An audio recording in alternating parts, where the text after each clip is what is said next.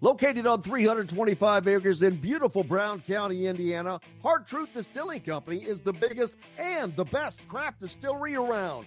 While Hard Truth is already known for producing internationally awarded whiskeys and spirits like Hard Truth's Sour Mash Bourbons, Sweet Mash, and Hard Road Ryes, as well as their Cinnamon Vodka and the always popular Toasted Coconut Rum, Hard Truth Distillery offers so much more. With a full-service restaurant, ATV, and distillery tours, as well as live music, you can spend an entire day at Hard Truth Distillery while making your entire family or group happy. And that's the Hard Truth. Hard Truth products are available across Indiana, as well as many other states. So, no matter where you shop, if they don't carry your favorite Hard Truth product, tell them you want the truth, the Hard Truth. Hard Truth Distilling Company encourages you to enjoy all of their products responsibly and to never drink and drive. Welcome to Indiana Sports Beat Radio, presented by Andy Moore Honda of Bloomington. Know your role and shut your mouth, you jabroni! Fires upfield into the end zone, and it's caught. Jelani Woods, touchdown! INDY! 43-point night for Tyrese Halliburton. How do you like that, partner? Renew now, drives in low, throws up a shot. It doesn't go. Tipped up and in by Anthony Leal. Indiana takes the lead. It's pretty simple. I win. Google me. Now, here's your host, Jim Coyle.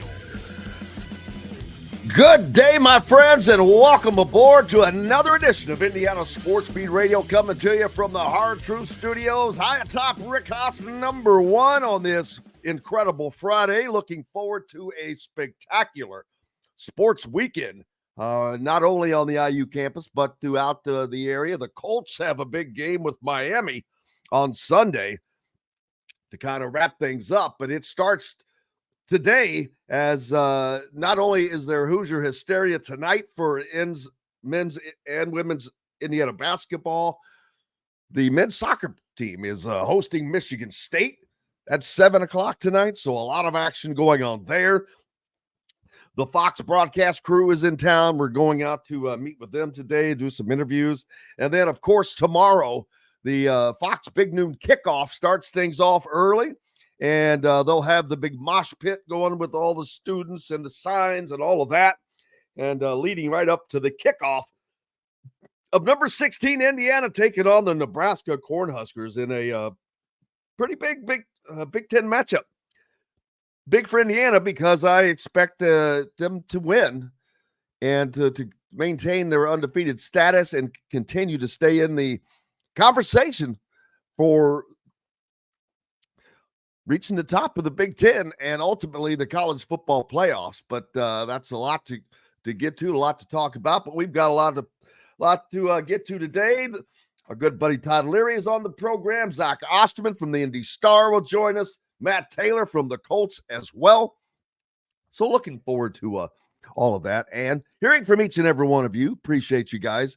Want to give a shout out to Lynn and Miss Sharon last night. Got to meet them at Hoosier Hanks East over there for Inside Indiana Football with Kurt Signet and Don Fisher. So I very much enjoyed getting to meet them, and I appreciate them taking the time to talk to me and introduce themselves. So it was always a pleasure, and greatly appreciate them watching and listening each and every day. And thanks to everybody who watches and listens every day, no matter where or how, whether it's on our good friends down on 97.7, the Ref ESPN, always the right call in Evansville in Southwest Indiana, up in the Northwest corner, the region, the voice of the region, 12:30 a.m., 104.7 FM WJOB, and over in Fort Wayne on Fort Wayne Sports Station, 1380 The Fan. Make sure you keep it tuned right here to these stations for more content coming up, as it's the place to be. They have great shows like Indiana Sports Beat, so why would you want to go anywhere else? But yeah, greatly appreciate, and of course all of our peeps on YouTube. And for those of you that catch us there, if you're not a subscriber, please subscribe. It doesn't cost anything. Hit the notifications toggle as well. But we've got a lot to get to, and I'm looking forward to it. Said it is a busy, busy weekend. Hoosier Hysteria tonight, and all that goes with that. Recruiting is picking up for Indiana football. No doubt about that. I saw in the comments someone said that they think that Juju Lewis is supposed to be in the house. So there you go. Yes, Rivals has said that Juju is good with USC, but if he's visiting tomorrow, that must not be the case. That's not true. These guys are always. I don't like it. Who was it that was committed someplace but was taking all the official visits a while back? It was basketball. But anyway, if you're taking visits, you're not committed. It's end of story. So that's for the athletes to make that decision. But if I don't understand, and I don't want to, get on a potential recruit, but I'm just saying, if you're committed, you're committed. I mean, I boil this down really quickly. This is the greatest analogy you could ever want to use. If you're in a committed relationship, do you think him or her is going to let you date other people? That's not much of a committed relationship. So, but that's good for Indiana right now.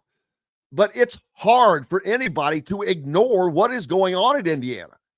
Did you know that Curtis Rourke is the most efficient quarterback in Division I college football in the country? Yeah, that's right. That's a guy that came over from the MAC in Ohio last year. But this offense has turned him into a prolific, successful thrower.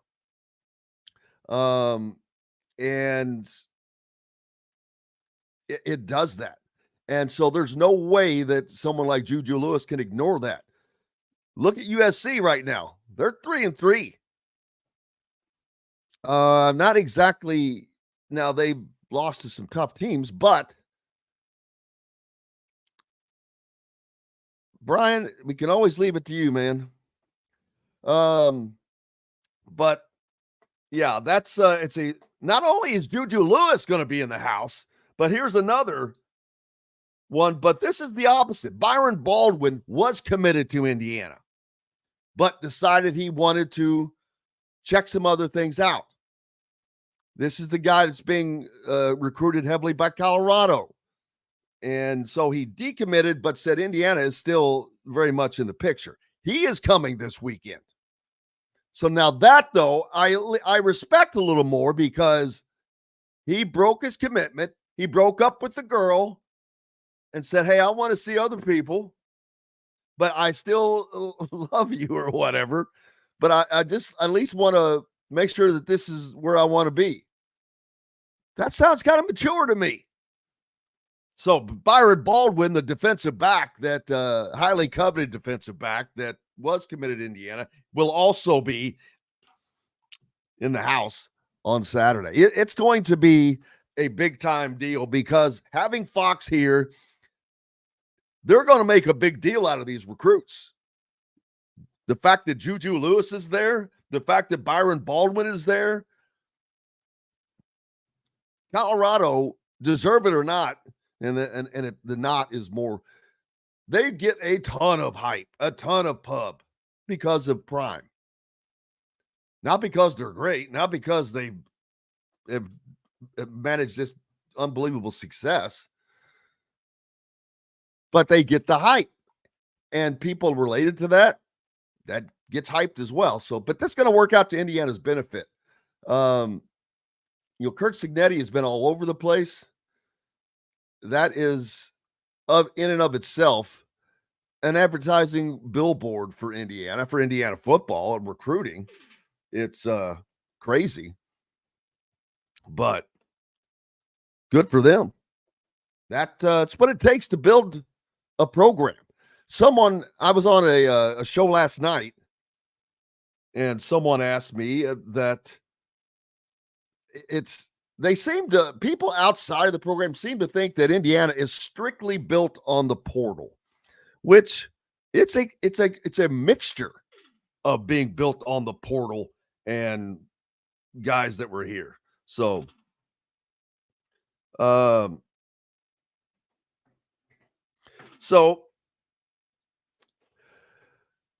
I get a bunch of text messages coming in, but I forget what I was saying. Got too many people trying to talk to me at once. But yeah, it's a great, going to be a great weekend. Russell says that Jalen Hood-Schifino looks like he will be with the Lakers for a while, playing beside the Tennessee player. Oh, yeah. Daggone it. I know what you're talking about. But yeah, we've got a lot coming up. The Todd father is going to be with us today. Zach Ostman from the Indy Star as well. We'll see if we can get Matt Taylor on. He is maybe having a scheduling difficulty. So I'll see if I can get some guys to swap around. But we've got plenty more coming, and I'm going to enjoy the heck out of it. It's Friday, baby. It is a Friday, and it is going to be a big-time Friday. We're going to have fun. It's going to be a big, fun weekend. The weather is you've definitely got some fall weather out here to enjoy. But we're going to enjoy it and enjoy the weekend. They've encouraged everybody to get out to the game tomorrow early because of the crowds. Sellouts. The stadium, of course, is sold out. Not just that, there are going to be a ton of people who don't normally attend the games. So don't forget, brought to you by our good friends from Hoosier Hanks, where each Thursday night you can catch Inside Indiana Football with Don Fisher and Kurt Signetti. They were there last night enjoying themselves, and the running backs coach, John, and he's actually from Indianapolis, which was crazy that none of us really knew, but so there's that. But we've got to take a pause for the cause to remind you to make sure you take care of all of our great sponsors that you hear on here, because without them, we can't bring you this content each and every day and each weekend and everywhere else we go to do that. So make sure you support, whether it's Hoosier Hanks East or whoever, everyone you hear. But we'll be back to the Hard Truth Studios in Nashville. Make sure you go. Well, I'm not in Nashville, but make sure you stop by. Visit Hard Truth today. Back with more Indiana Sports Beat Radio right after this. Indiana Sports Beat Radio is brought to you by the fine folks at the Hard Truth Distilling Company, including Big Woods Restaurants and Quaffon Beers. You can find their great products in your area. If not, ask for Hard Truth. Their great products like their Hard Road Rye, Sweet Mash Bourbon, or the Toasted Coconut Rum. Ask for the Hard Truth.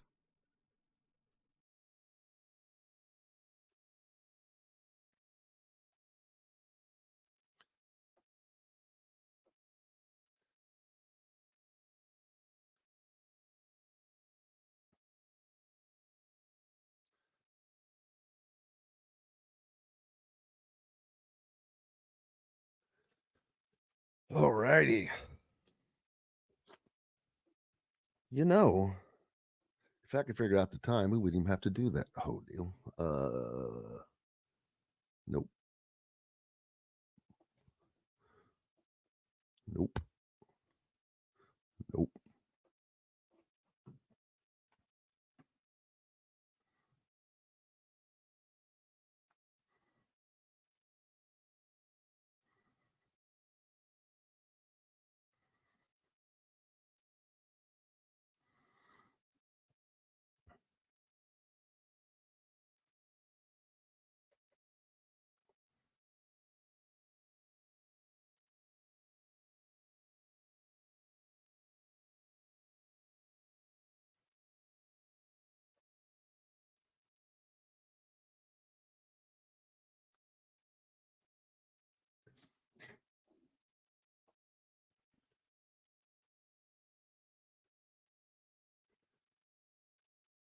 How's everybody doing?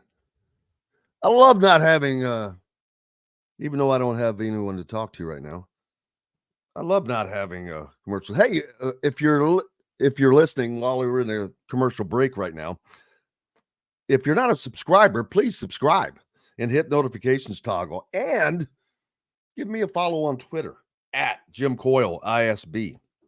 Appreciate that. Oh, we got to get the college pick'ems in.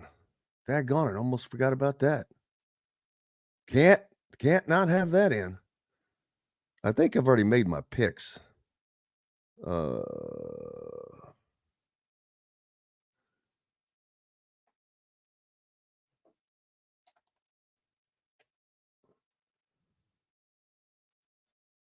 Shoot, do, do, do, do, do, do, do, do, do, do, do, do, do.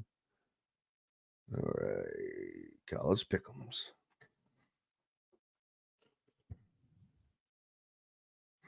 Oh yeah, I done made my picks.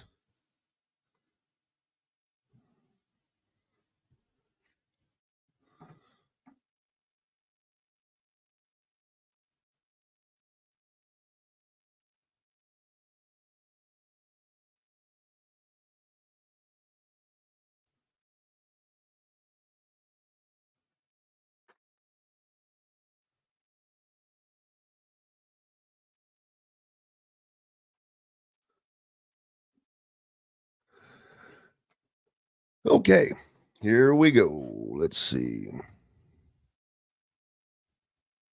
Indiana Sports Beat Radio is brought to you by the fine folks at the Hard Truth Distilling Company, including Big Woods Restaurants and Quaffon Beers. You can find their great products in your area. If not, ask for Hard Truth. Their great products like their Hard Road Rye, Sweet Mash Bourbon, or the Toasted Coconut Rum. Ask for the Hard Truth.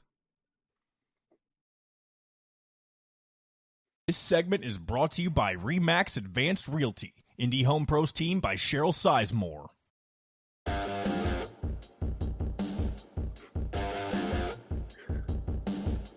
Welcome back to Indiana Sports Beat Radio on this Friday. It is going to be an action-packed Friday, and no better action-packed dude to have on than our good friend, the Todd Father, Shot Father, Todd Leary. Todd, how are you, brother? I'm great. How are you doing this morning? Just doing wonderfully, enjoying the music and looking for the self-producing today, and so that's always fun.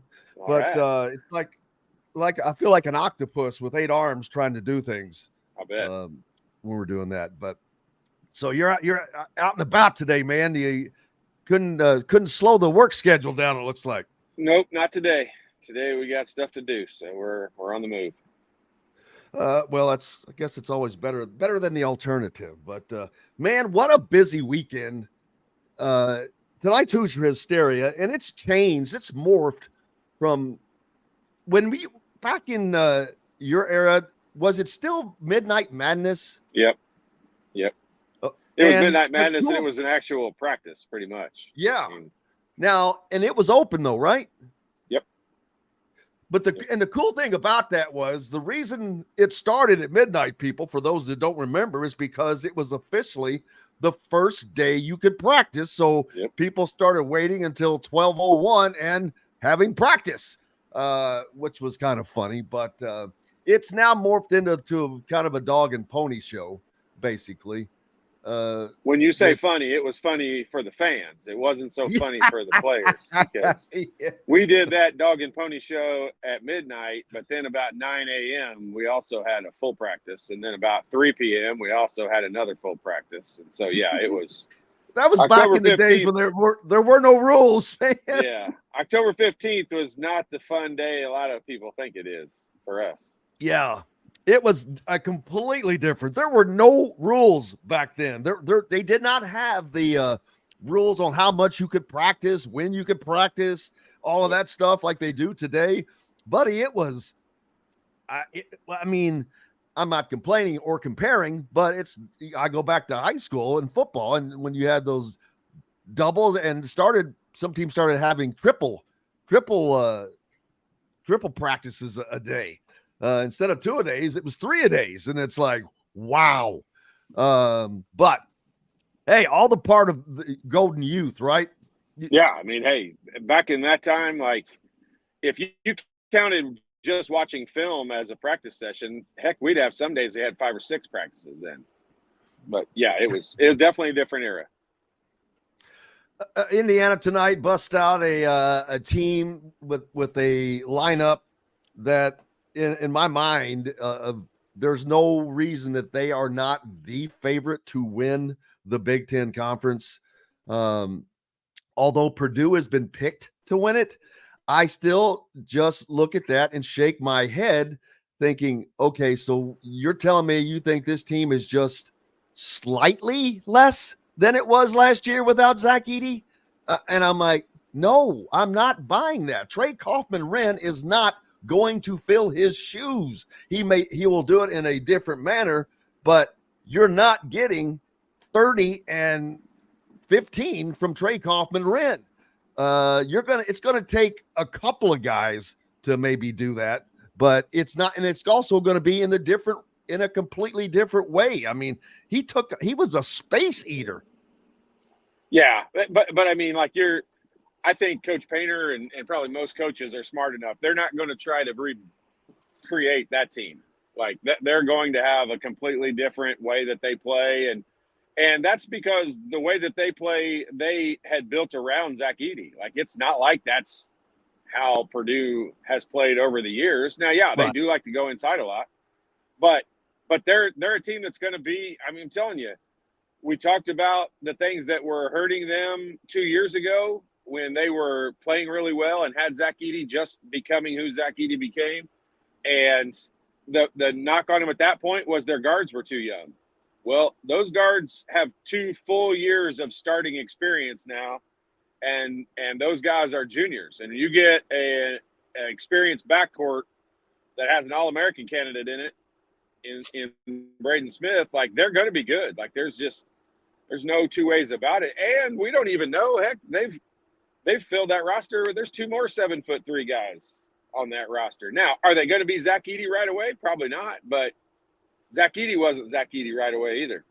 No, and and they're going to be different. They do have multiple 7. As always, when does Matt Painter not have a pair of 7-footers on his bench?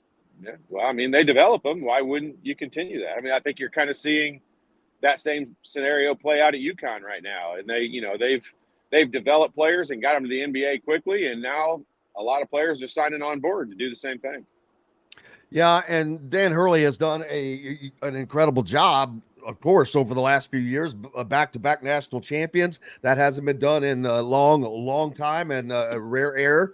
Going for a three-peat now, something that Duke was not able to manage. That hasn't been done since the run by UCLA long time ago. And his recruiting is bearing that fruit. He just got the commitment of Eric Ribe. Waiting for Braylon Mullins to make a decision, and all that everyone is here. Is hearing is that UConn. He's going to UConn. I'm like, well, we'll see.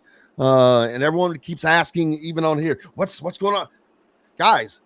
It's I don't have this, or no one really has this direct line into what that decision is going to be, and I know that I should. It's not that I don't care. I also know that until this decision or whatever decisions are announced, it doesn't really matter. And I'm always cool with waiting. I don't have to know a week ahead. I don't have to know a month ahead. When it comes out, it's not going to change anything. Your recruiting, well, I mean, it changes your recruiting, I guess, a little bit. But with the portal, it's more optics than it is reality of hurting you, I think. And this, this one and this year, I should say, it probably magnifies that a little bit more than normal, because the reasons why, these guys that have committed recently are important is because they're from the state of Indiana. And to me, that's why it becomes a bigger deal. Now, if, the Eric Ribe Reby, however you say it, guy, like, does that shock anyone that he didn't end up coming in? So it doesn't have the same feeling. But when you've got guys right here in your backyard and they're choosing, other programs outside of the state that they think can develop them better, that's when you've got an issue to work on. And, the only way to fix that's to win. And you go out and start winning and you get those recruits. And that's the reality of the way that it is. But right now, you're right. UConn is the one sitting back bearing the fruits of winning those 2 national championships, and it's paying off pretty good for them. And I will say that this Mike Woodson and his staff, they were slow to get the Indiana recruit train going. And as a matter of fact, I don't know that the train is really going, to be honest with you. Trent Sisley is probably the only name that I can think of that they've really recruited and landed from within the state, the top player. Missed out on some others.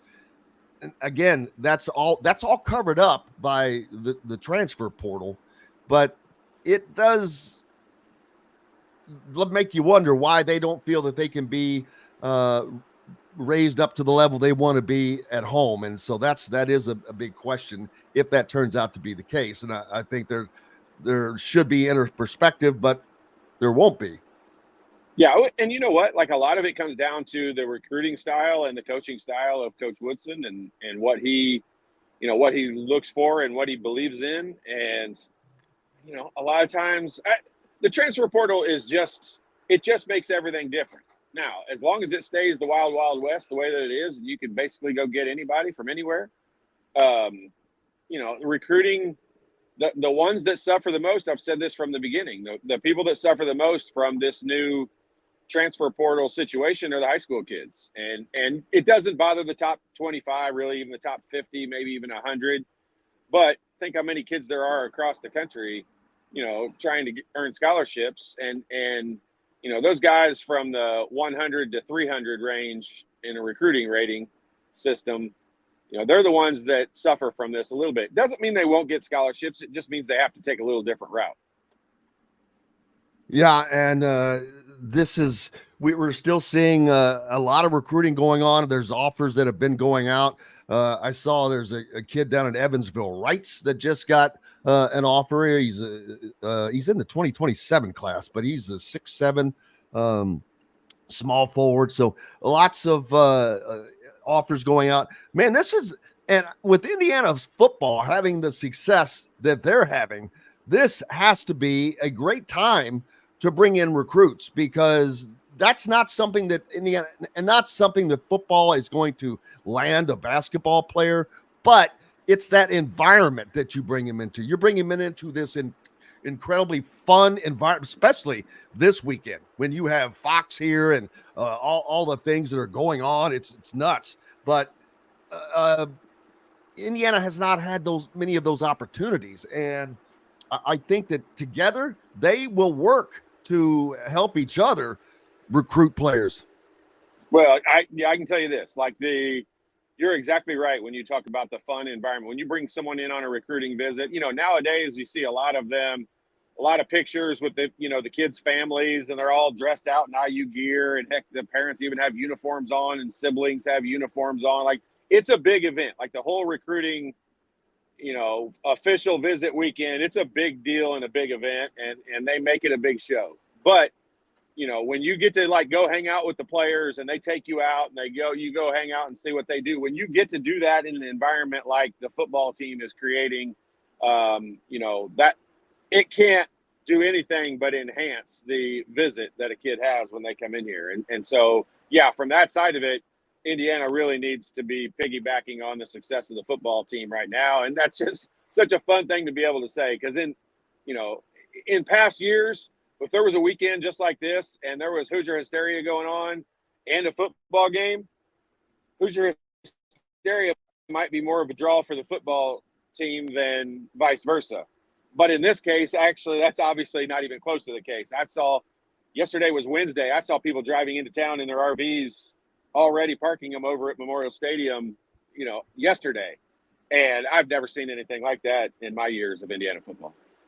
That says a lot. I mentioned this week, I said, you're going to see motorhomes and whatnot out there, but I didn't expect them to come in on Wednesday. I was thinking They're already about out them there. coming I in. saw them yesterday.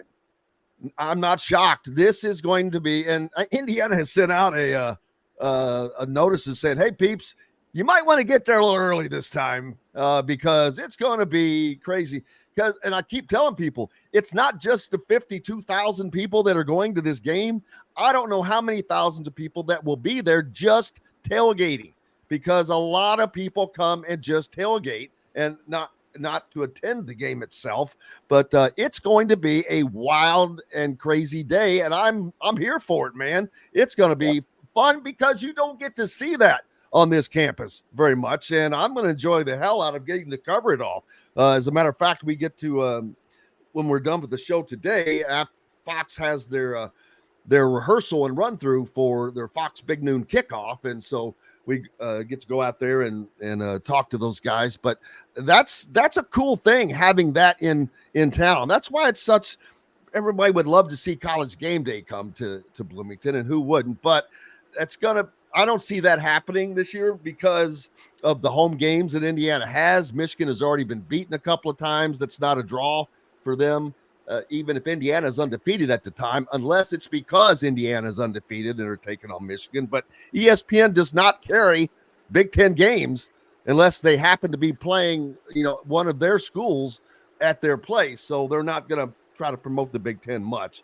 But Fox is doing what they can. You've got Urban Meyer in town and guys like that and then yesterday, Urban Meyer said that Indiana is one of the best coached teams in the country, but I don't want to get on football just yet. But what a great mix that Indiana's finally able to use. They've never had that before.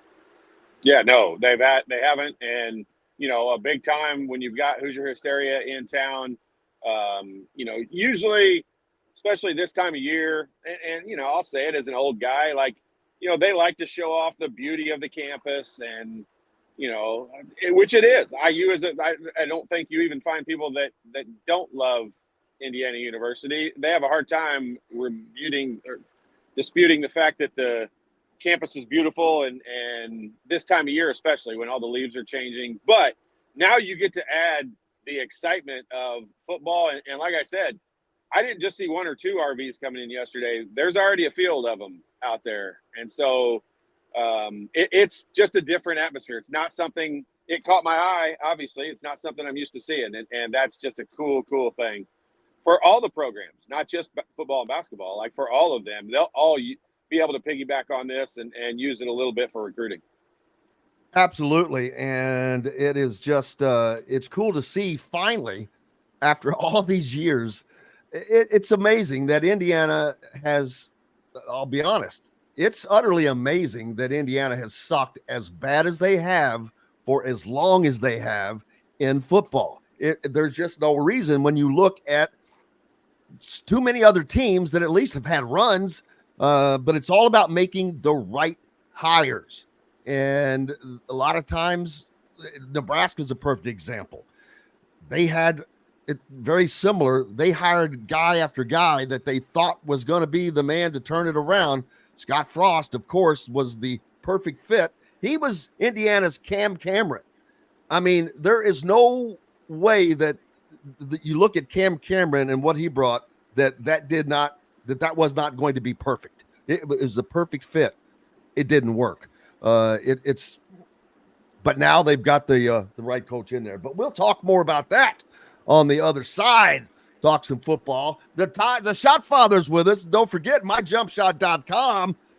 Make sure you go there if you are a kid, know a kid, have a kid, have seen a kid that needs to work with his jump shot. The man that could do that, one of the all-time best three-point shooters in Indiana history, Todd Leary, the myjumpshot.com. We're back with more Indiana Sports Beat Radio from the Hard Truth Distilling Company studios right after this break.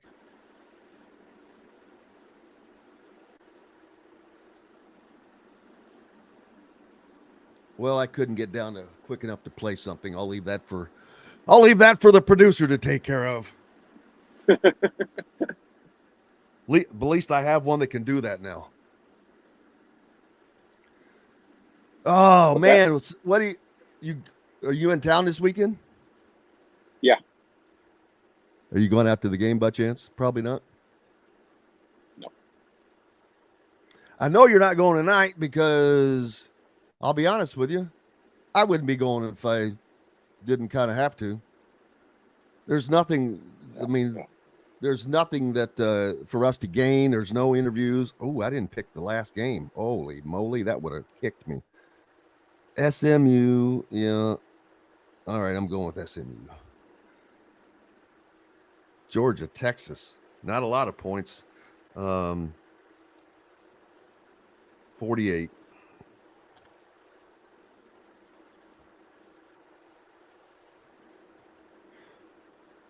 I got my picks in. We have this college pick 'em on ESPN every week. Oh, yeah. Where am I sitting now? I was like, I finally climbed up to the top 10. We do it against the spread. Oh, my God. You want to talk about, that's the difference maker right there. Oh, yeah. Last year, we just picked wins. But I do have I got a nice Bet Rivers slip pinned to the wall up in front of me that I purchased before the football season started. Are you to win the Big Ten? No, I didn't go that far. Just wins. I just took over over on the wins. What was it? I got it at 6. It started. Wow. Most people got it at 5.5, but I got it at 6, and I'm like, yeah, I'm taking that all day. So that was like well, I knew, and that's why, because I knew, I'm like going, dude, they're going to start out 6-0 minimum. But yeah, that was like a little certificate of deposit when you were a kid, and your grandma would, or what was those other things they would money you'd buy and they would mature. I forget. That used to be the rage. 20 seconds. I guess actually we don't have to wait, because that's the great thing, because the producer can handle all that. So perfect. Let me see. All right. Rolling back in here. Indiana Sports Beat Radio is brought to you by the fine folks at the Hard Truth Distilling Company, including Big Woods Restaurants and Quaffon Beers. You can find their great products in your area. If not, ask for Hard Truth. Their great products like their Hard Road Rye, Sweet Mash Bourbon, or the Toasted Coconut Rum. Ask for the Hard Truth.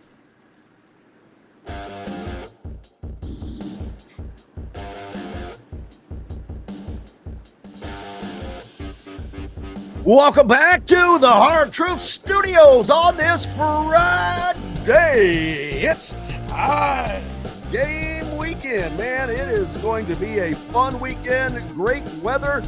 Little fall-like, crispy out there, but that's okay. Hoosier Hysteria tonight. Indiana men's soccer hosting Michigan State tonight. Then tomorrow, of course, Indiana taking on Nebraska. Number 16th ranked Indiana taking on Nebraska in college football. So looking forward to that. And I can't wait to get out there and just enjoy all that. It's just, and I was talking about this, the shot father, Todd Leary, with us from myjumpshot.com. And make sure if you seen, heard of a kid or anyone that needs work with their jump shot, just go to myjumpshot.com and get the help you need from the shot father. Todd Leary, and man, this is going to be, and so unused to talking about this, but Indiana is in the conversation of being one of the teams in the country that are likely to head to the college football playoffs. Now, no one else is going to say likely. I'm saying likely because I still see an 11-1 slate for the Hoosiers. They're going to be favored, and they're favored this weekend against Nebraska. They will be favored next week against Washington. They will be favored at Michigan State. They'll be favored at home against Michigan. They will not be favored in Columbus against Ohio State, nor do I think that they win that game. But then they come back and they'll be favored against Purdue. Now, being favored and winning are two different things, granted.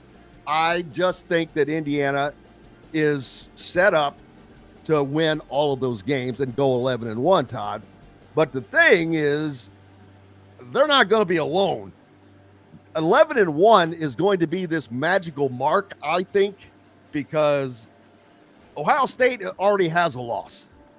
If they win out, they're going to be 11-1. Their biggest chance of losing is playing Penn State. I think that Indiana would rather see Penn State lose that game, because then they would also have a loss to Ohio State, because this tiebreaker is going to get crazy. Then I think if Penn State loses, that'll give them a loss, which I think they will end up being 11-1. So you've got Ohio State, Penn State 11-1, Oregon very likely to go 12-0, maybe 11-1, and then if you had Indiana at 11-1, that's good and bad, because that puts Indiana amongst those other tall trees that no one else kind of wants to put them up with. And I'm like, oh boy, I can already see it. An 11-1 Indiana getting left out. That would suck. But I think the Big Ten ultimately gets 4 teams in if they're all 11-1 or better. But Indiana has to overcome perception. And while that's not fair to a lot of people in their thinking, it's not really, but it is what it is. But they have the opportunity to take care of business. If you beat Nebraska, if you beat Washington, if you go to Michigan State and win, if you beat Michigan, if you're competitive at Ohio State, then you're going to get the respect that is due, I think.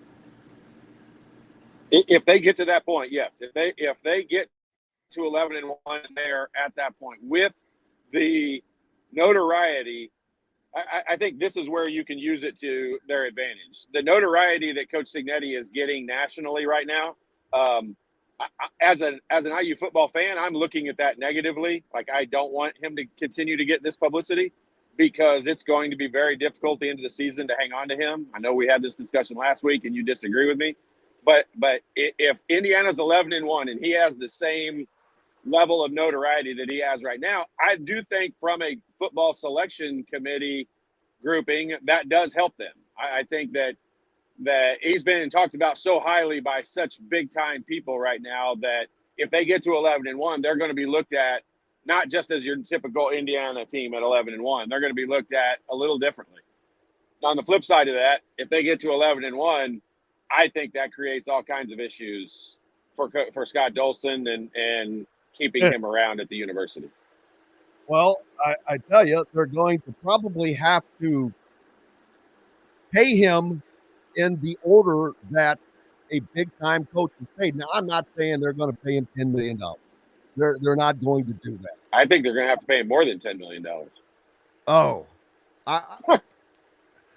Well, first of all, that ain't happening from Indiana. I just don't see it. But I think that an 8, they're going to have to give him a raise. He actually is getting raises, but it's odd.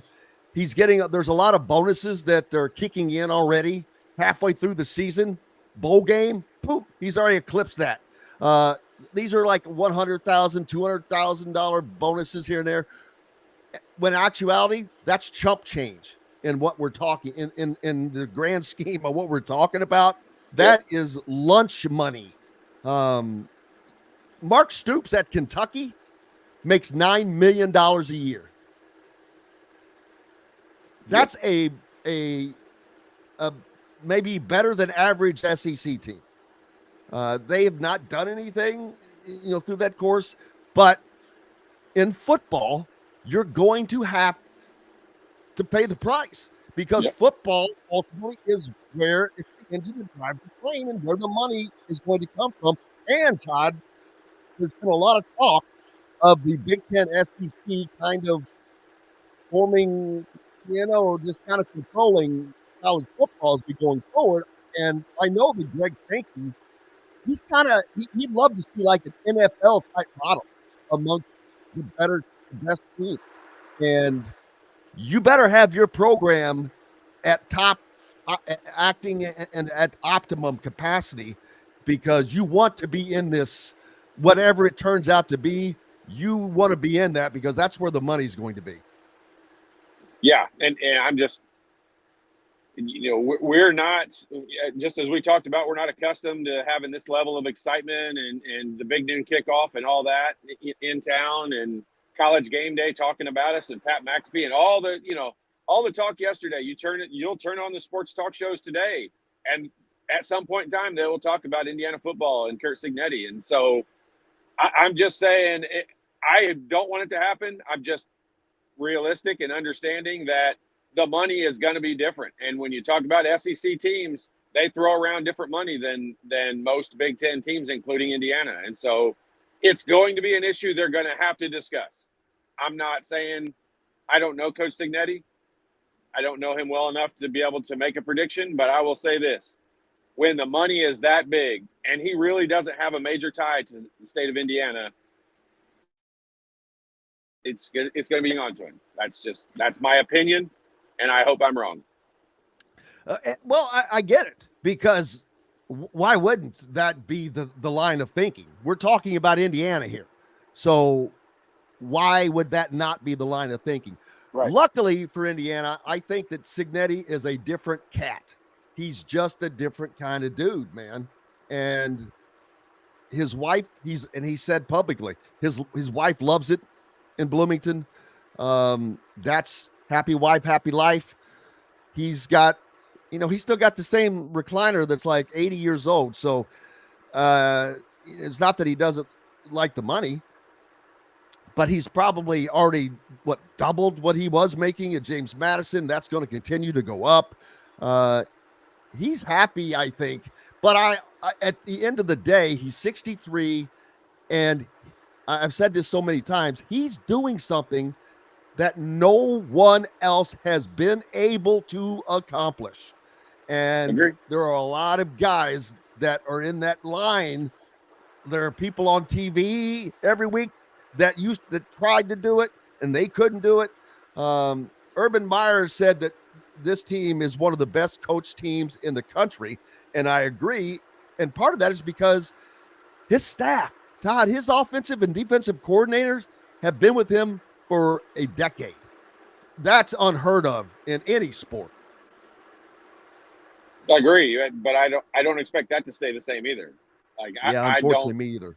I don't know those guys either, but I'll just say, usually the coordinators have the goal in the back of their locker of becoming a head coach. And there's going to be no time I think those guys are hotter than what they're going to be at the end of this season. And so it's just, I don't want to sound like doom and gloom guy here, because I know everything I'm saying sounds like something we don't want to deal with. But I think it's a good problem to have, but it's a problem that they're going to have. And I hope Indiana just steps up and pays the money. And I think in past, I think the NIL helps that situation, because money's just different now.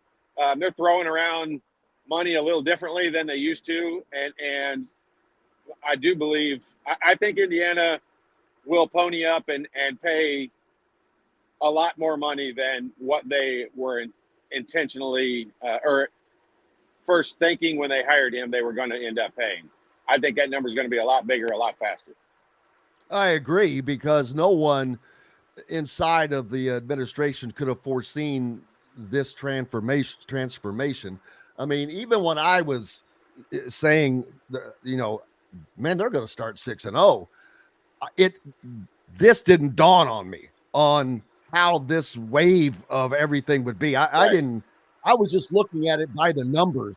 I didn't imagine this scenario on how big this was going to be. And Jim, think about it. It's not just starting 6-0. It's the fact of when you get the Urban Meyers of the world, and not just Urban Meyer, but, big time respected analysts across the country talking about how well coached they are. And I heard someone yesterday say he is the next Kalen DeBoer. That's not a good thing, because I guarantee you when Kalen DeBoer went to Washington, people didn't think a year later he was going to end up in Alabama. And so they're just comparing him to how hot Kalen DeBoer was a year ago. And that just, I think Indiana's going to step up and pay the money, because I think that they're catching lightning in a bottle, and they are really enjoying the wave that you mentioned. But yeah, I think they're going to have to pay the money, but I do think they will pay the money. So that's a good sign. Question for you. Yes, sir. You have any inside information or know anything behind the Tony Bennett retiring? Is that an illness issue? I'm glad you brought that up. Really weird on the timing. That's the first thing I said is, man, okay, I don't get this. Yeah, you heard people chat. There was chatter about, oh, well, he like Krzyzewski and all these guys. He was the way the sports have changed. I'm like, wait a minute. All the people you just mentioned were cheating their ass off. So it's like they mentioned Saban and Krzyzewski, and I'm like, hold on. Their payers were paid. So I don't want to hear that crap that because everyone else is now getting to play by the same rules. That's bull. I don't know, but it's really weird when you're this close to the start of your season. You've been practicing all summer. I've had a couple of people ask me, if somebody got some dirt on him. He's always been an upstanding guy. I have not heard anything, but I am just shocked that there has to be something causing this. There has to be something, in my opinion, and it's probably, I'm guessing it's going to be health related. Like, in this scenario, I think what you said is probably funny, because with most coaches at this timing, I would have thought the same thing you're saying. Some kind of scandal, something they've got to hide, something they've got to cover up. Not with Tony Bennett. With Tony Bennett, my first thought was, oh, no, I hope he's not sick or some type of illness or family situation or something. Because he's just that dude. Like, he's, you just don't expect that out of – it'll shock me if it is something like that with the Bennett family. Yeah, me too. And he's awfully young. Maybe it is the fact that he doesn't want to deal with it anymore, because could be Virginia his timing is just so bad for that. Like, he probably did nothing. No rules changed in the last month that would have made that any different. I would have termination because he's that kind of upstanding dude, to give the University of Virginia a chance to, hire somebody. Because right now they're just going to have to go with their assistants. Yes, and I wonder what the NIL situation is like at Virginia. And they're longtime assistants, and they've been there with him for a long time. And there was even a report on them last year. They're some of the highest paid assistants in the whole country. So, I mean, they're very familiar with the program and the system and all that. I don't know how much they'll suffer from that regard, but it's not Tony Bennett on the sideline. No, and again, Virginia is a very, very well-respected school, but I wonder what the NIL situation is like there. If there is something to it, who knows? But brother, I hope you stay safe and have an enjoyable, relaxing weekend watching the games and enjoying all that. I appreciate it. Can't wait. Appreciate you. The Todd Father. Make sure you go to myjumpshot.com for those of you that know or seen or heard of someone that could use some help with their jump shot. The Shot Father will take care of you. Lots more coming up here on Indiana Sports Beat Radio. We're back with it right after this break. Indiana Sports Beat Radio is brought to you by the fine folks at the Hard Truth Distilling Company, including Big Woods Restaurants and Quaffon Beers. You can find their great products in your area. If not, ask for Hard Truth. Their great products like their Hard Road Rye, Sweet Mash Bourbon, or the Toasted Coconut Rum. Ask for the Hard Truth.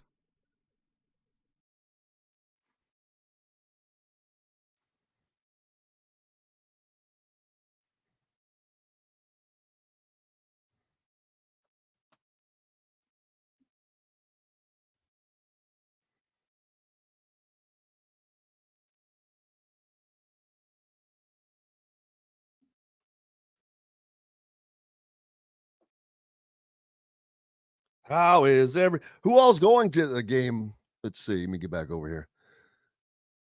How many peeps are going to the game? I know a lot of you are not in the area.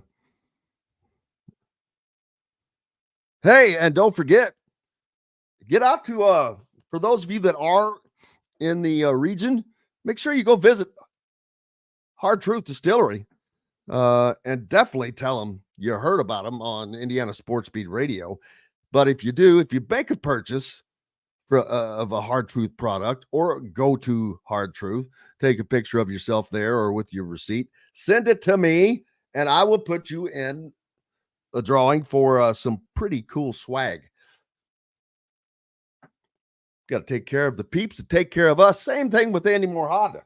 For those of you looking for a new car, or new or used, either way, Andy Moore will take care of you. And again, anytime you take care of one of our sponsors, as a matter of fact, anytime you do anything related to one of our sponsors, take a picture, send it to me. You go in. We'll put you in.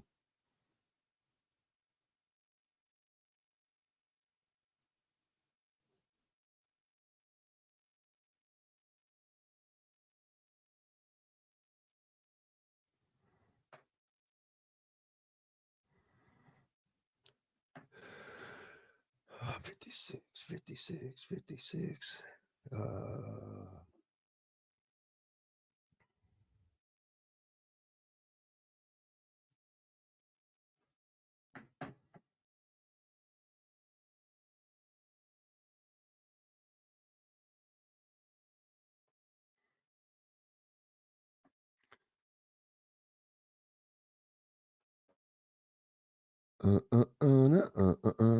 What did I say? All right, here we go.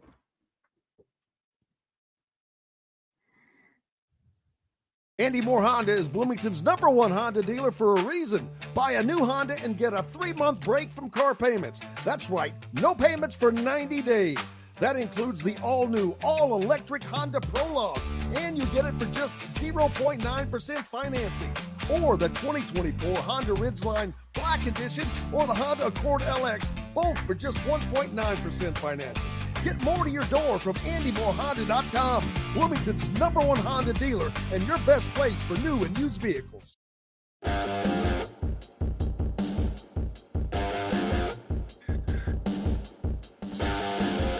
Welcome back to the Hard Truth Distilling Company studios on this Friday, baby. It is going to be an absolutely beautiful weekend.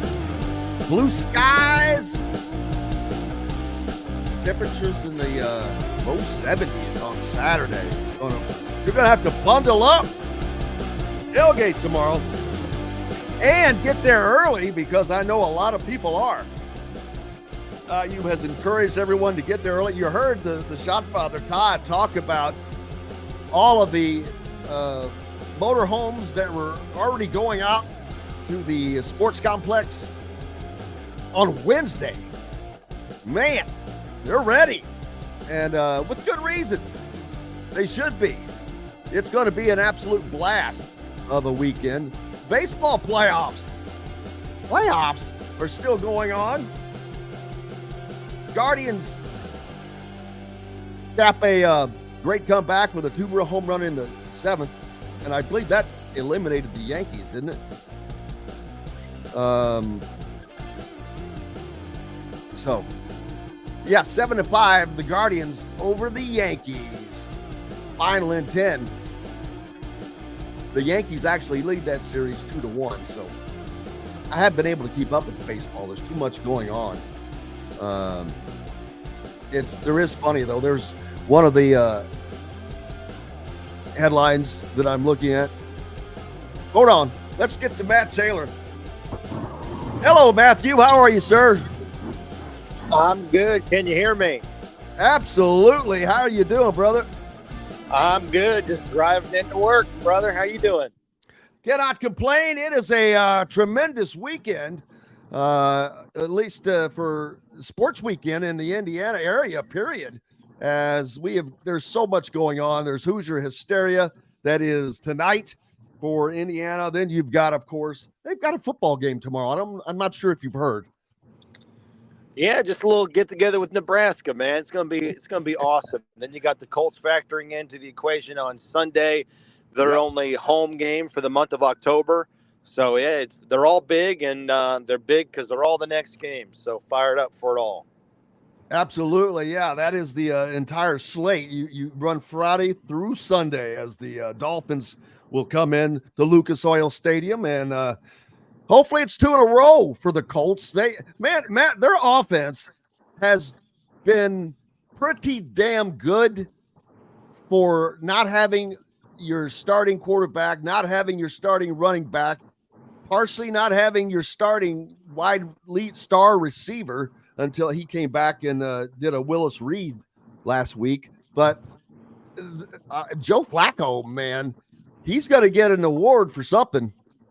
Well, he got one last year. He was the NFL Comeback Player of the Year with the Browns. And you're right. I mean, this guy's almost 40 years old. He and I are the same age, right? We're both 39. And he's still good. He doesn't even know how old he is. You know, it's that old dangerous line, like, how old would you be if you didn't know when your birthday was? That's exactly how Joe Flacco is operating, man. He gives the Colts a great chance to win every single time out. Now, here the deal is this week, though, Anthony Richardson is trending towards coming back. He's practiced all week. Shane Steichen said this week that he's going to be the starting quarterback on Sunday, barring a setback, and nothing like that has happened to this point as the Colts have yet to practice on Friday, obviously. But it's a huge step in the right direction for him. And we'll see about Jonathan Taylor. As you said, he's missed the last 2 games, and he's missed the last 8 practices, including 2 this week. So it's not looking good for his availability for Sunday. Now, he's the type of player that could still maybe play and be effective without practicing all week, but would be, not practicing for 3 straight weeks and then coming back and playing on Sunday, which would be a tall order for anybody. So that's kind of the injury report for the Stars on offense.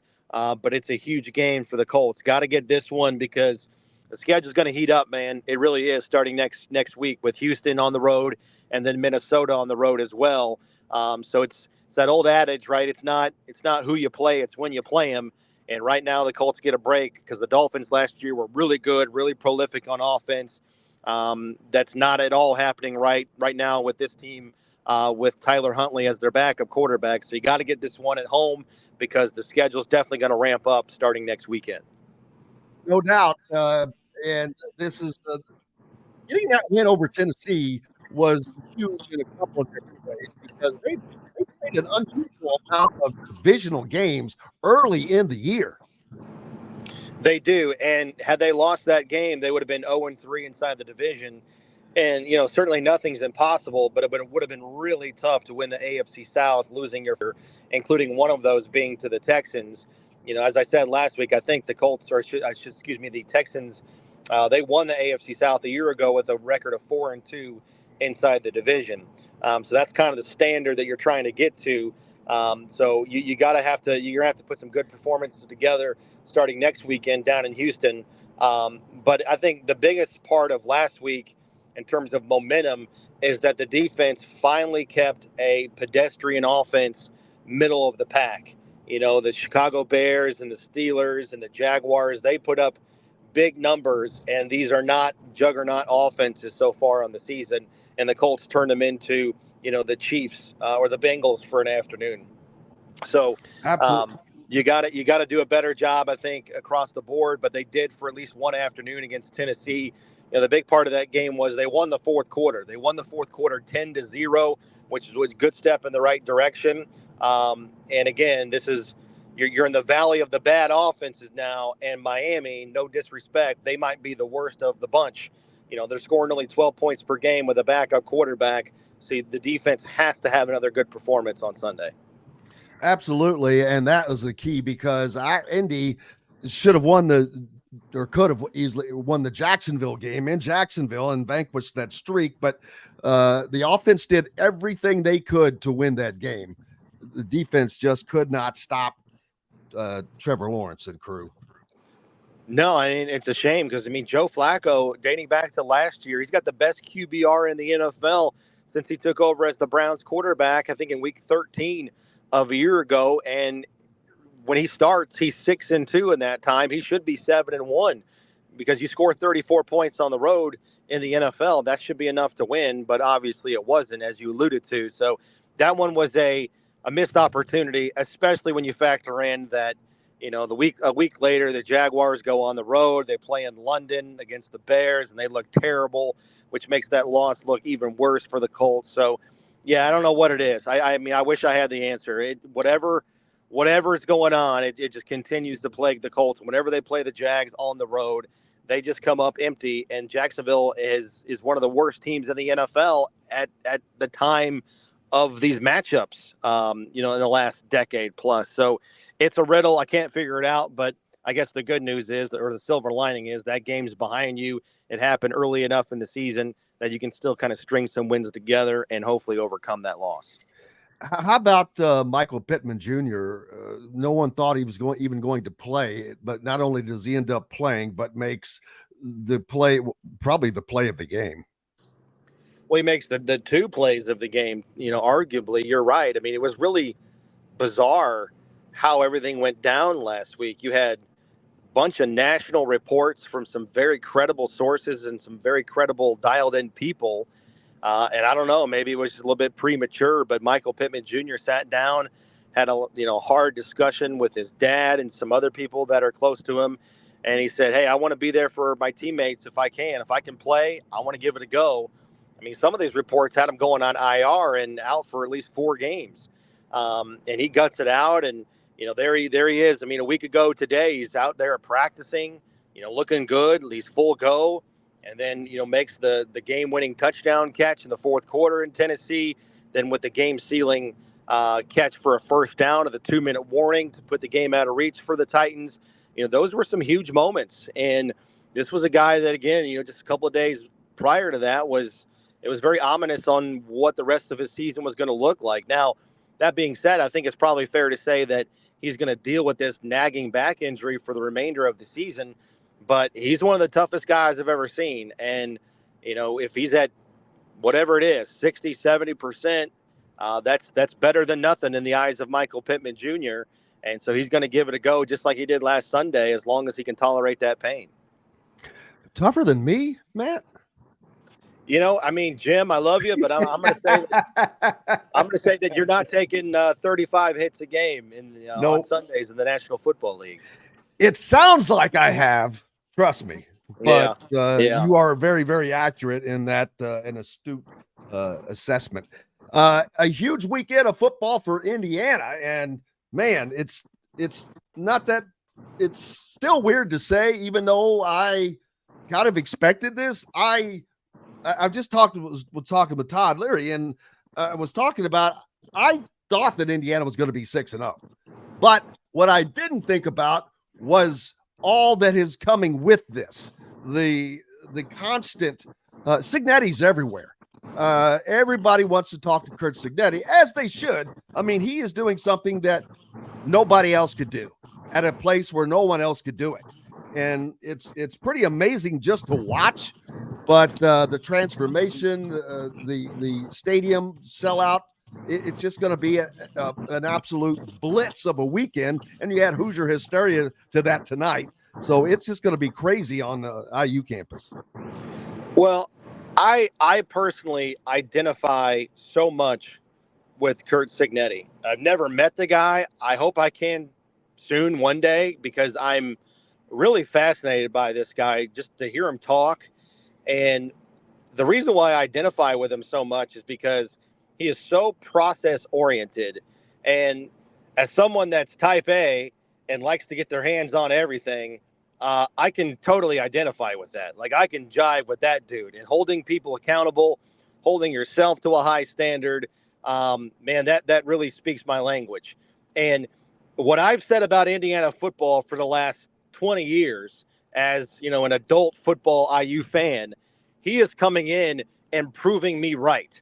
And I've said forever that there's no excuse Indiana football can't compete and be much better than they have historically been. All right, there's no excuse for it. They're in the Big Ten. They've got the money. They've got the resources. And you're there closer than I am, so you can speak to this better than me. But it just seems like they needed more of a commitment from the top, and it looks like they're getting that. But there was no reason at all why Indiana football couldn't be Iowa or Wisconsin or Northwestern or Michigan State. Those programs are routinely, annually going to bowl games and winning 7-8 games a year. No reason Indiana football couldn't be that. And guess what? Every 4, 5, 6 years, you got something really special, right? Then you got a chance to go to a bowl game on a New Year's Day bowl. And what did I just describe? I described Iowa. I described Wisconsin. I described Northwestern and Michigan State. There's no reason Indiana football can't compete, and especially no reason now because you're living in the day of transfer portal and NIL. So I think we have to get used to, taking the logos off the helmets and, not overreacting to, oh my gosh, this team's good. Well, every team can be good, and every team can be, a quick turnaround program in the era that we live in. But Curt Signetti's done a great job of, putting into reality what I've been saying forever about Indiana football. They need to take themselves more seriously, and they certainly have with this hire. You're exactly right in everything that you said. They finally made the right hire, and I'm amazed that someone had not scooped him up prior. But luckily for Indiana, because he's one of the few people that could probably do this at Indiana. It has just been difficult, but he has an exacting process. He has, as he calls it, a blueprint and a proven plan. He has the right people around him that he talks about, and his coordinators have been with him for a decade each in various capacities. That's immeasurable. I mean, that's longer than a lot of people's marriages. So they know each other inside and out, and the success has been there. The proof is in the pudding. I know that everyone will say, well, that was, at Elon, or that was at James Madison. It doesn't matter. Look at James Madison. They're damn good this year, and look what they lost. They lost all of their coaches. They lost all of their great players, and they hung 70 on North Carolina. Yeah, he talks too about changing the mindset, changing the way people think. And again, this is what I've been saying for a long time. Take yourself more seriously. You're a Big Ten football program. You have more resources than you know what to do with. Use them. There's been this aura about this stigma around IU football, and that shouldn't be the case. And again, he's proving in 9 months on the job, 10 months on the job, that you can erase decades plus of bad feelings and a bad perception, not only from the outside, but I think how Indiana perceived itself about football. It's like, well, we're not a football juggernaut, and we're never going to be that. Well, why the hell not? He comes in and says there should be no self-imposed limitations. And I know I'm parroting the guy a lot, but I firmly believe everything that he said. Why shouldn't Indiana try to be, a great football program? Why should they try to just go 6-6 and try to win a bowl game? No, if you're going to put in all this time and all this work and all this effort, try to be the best.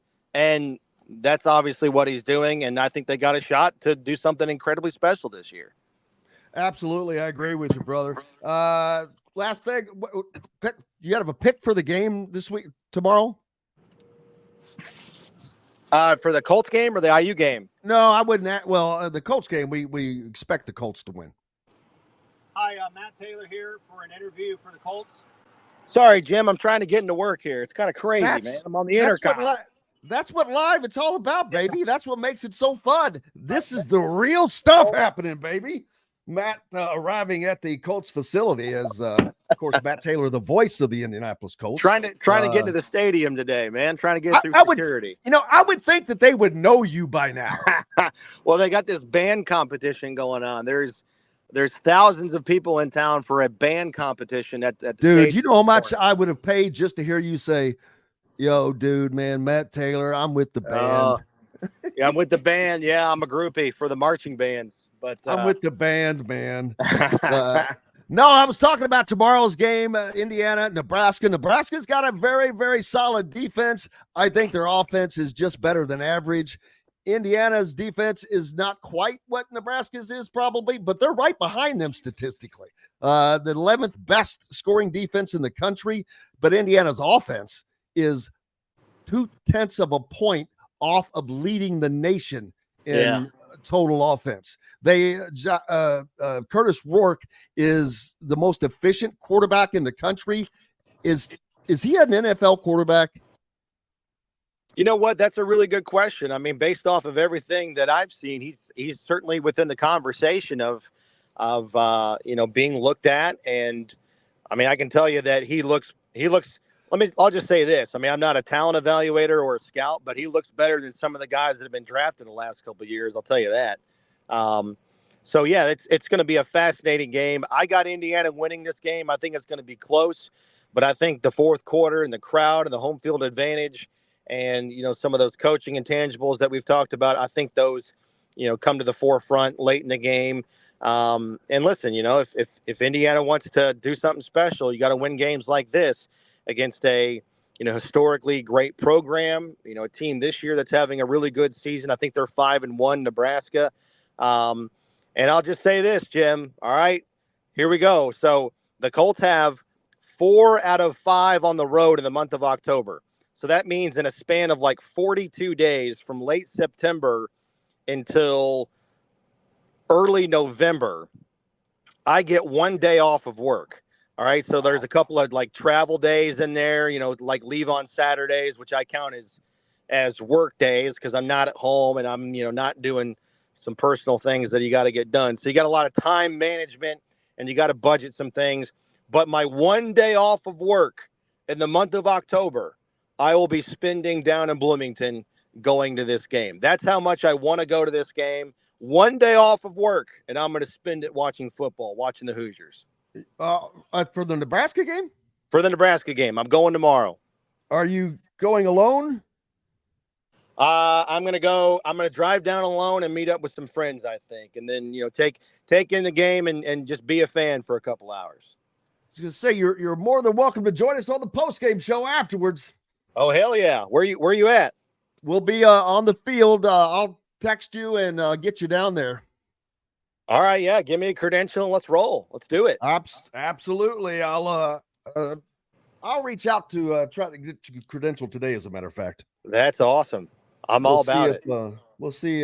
They may be full, but appreciate you, brother. I know you got to get in there and do that interview, but look forward to seeing you tomorrow and hopefully on the post-game show as well.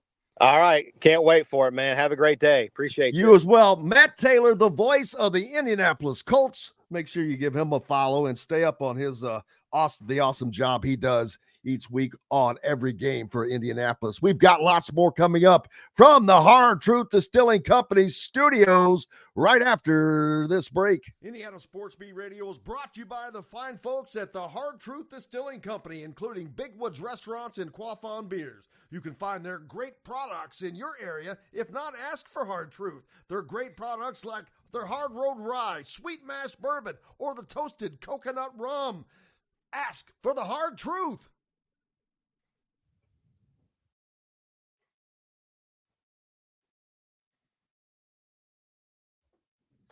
I'll be right back.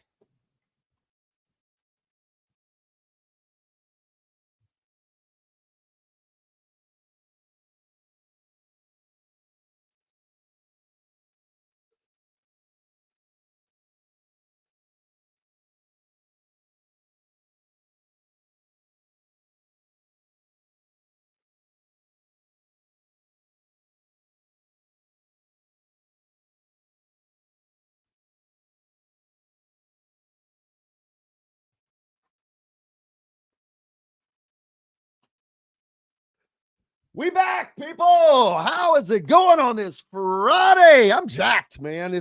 But damn it, there's so much to do today. And just an FYI for you people that Juju Lewis is not confirmed yet. They are trying to get him in, but we'll see if that happens or not.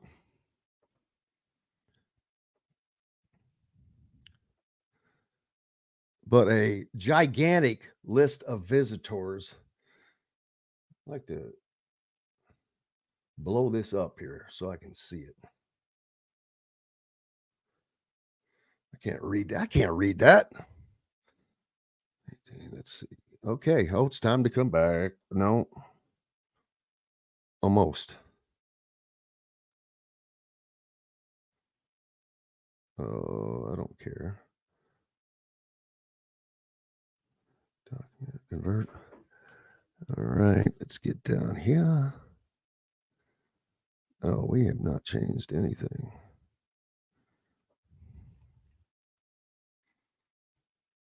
Hello, Cheryl Sizemore and Remax Realty. All right, I think we're ready to come back.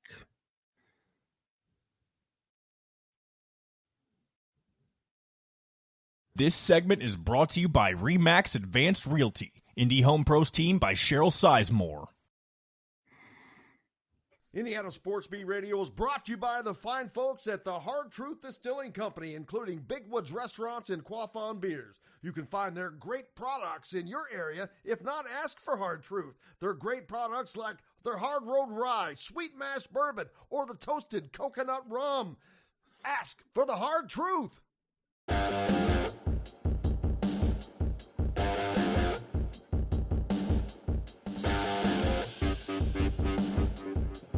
Welcome back to the Hard Truth Distilling Company studios on this incredible, beautiful Friday. Indiana Sports Beat Radio, Jim Coyle with you as always. This segment brought to you by our good friends Cheryl Sizemore and Remax Realty. If you're looking for a home in the Indianapolis area, you need Cheryl Sizemore and her 2 decades of experience. It could be the difference between getting the home you want or not. Make sure you reach out to her, Cheryl at IndyHomePros.com. And, man, we are looking forward to a spectacular weekend. Like I said, just a fun. Even for me, it's fun to be in these environments, to get to cover these events when you have all this excitement going on. It just makes everything better. Even it makes the long days not seem so long. But it is definitely going to be a long day today, and that will not end until tonight, and then early morning. Golly, do I really wish tomorrow's game was a 3:30 game, but wishing in one hand and I could pour a bucket of water in the other and see which one fills up first, right? That's how the old saying goes. But appreciate you being with us.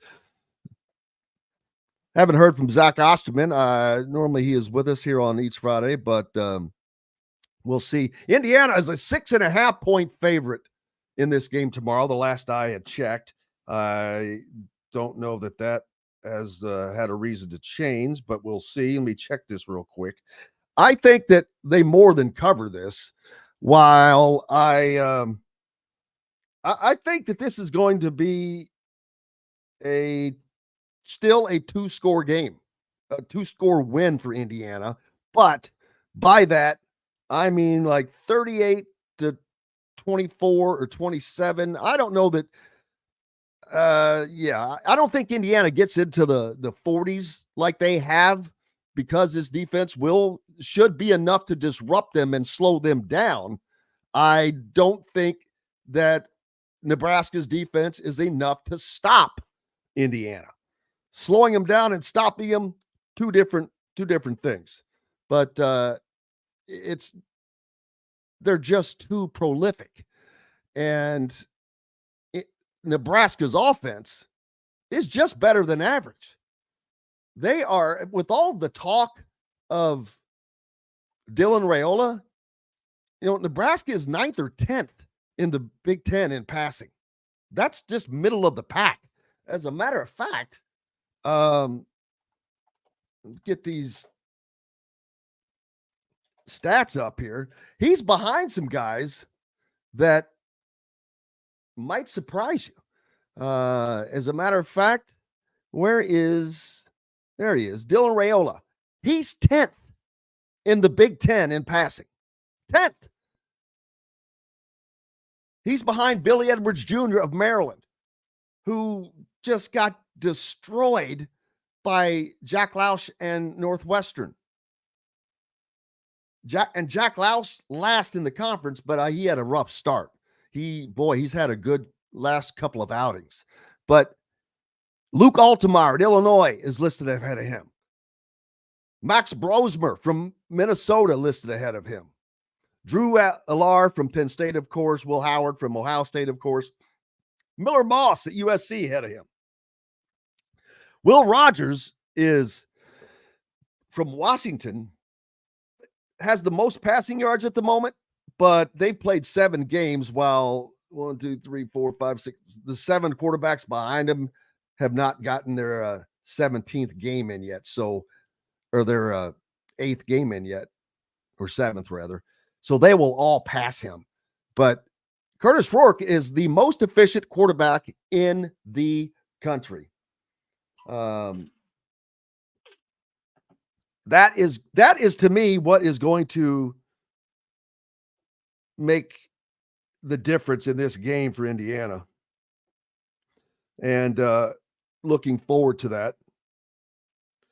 As a matter of fact, actually, I'm talking to, we're going to have Zach Ostman after all. I just letting him know that, jump in with us anytime. But so my point is, and then you look at the running game. Indiana's rushing, they're 4th in the conference as a team. But Nebraska, 1, 2, 3, 4, 5, 6, 7, 8, 9, 10, 11, 12, 13th. Nebraska's 13th in the Big Ten in rushing. They're behind Purdue. They're behind Rutgers. They're behind Iowa. They're behind Michigan. They're behind everybody except UCLA, Northwestern, Michigan State, Minnesota, and Maryland. That should tell you a lot. They don't have a running game. And so they're not going to run on Indiana. Their passing game is so-so. I think that Nebraska is going to score, no doubt. But it's just not going to be enough because I don't think Nebraska's defense can completely stop Indiana. So a slowed down Indiana, it just reminds me of the old joke. If you get pulled over by a cop and you say, well, I'm sorry, I slowed down, but it didn't stop at that stop sign. And he pulls out his nightstick and starts beating you in the head. And he said, would you prefer I slowed down or stopped? So that, just a little analogy from the old days. Zach Ostman from the Indy Star will join us here in just a second. But I just think that Indiana is a better team. Matt Rule is an awesome coach. I think Indiana as a whole is a better coached team. We just heard Urban Meyer come out and say this is one of the best coached teams in the country, and I believe that because of the process. And you keep hearing these words, but it's true, and it is very simple because if you hear Kurt Signet in the interviews, he's being asked the same questions over and over. How have you done this so quickly? How have you done that?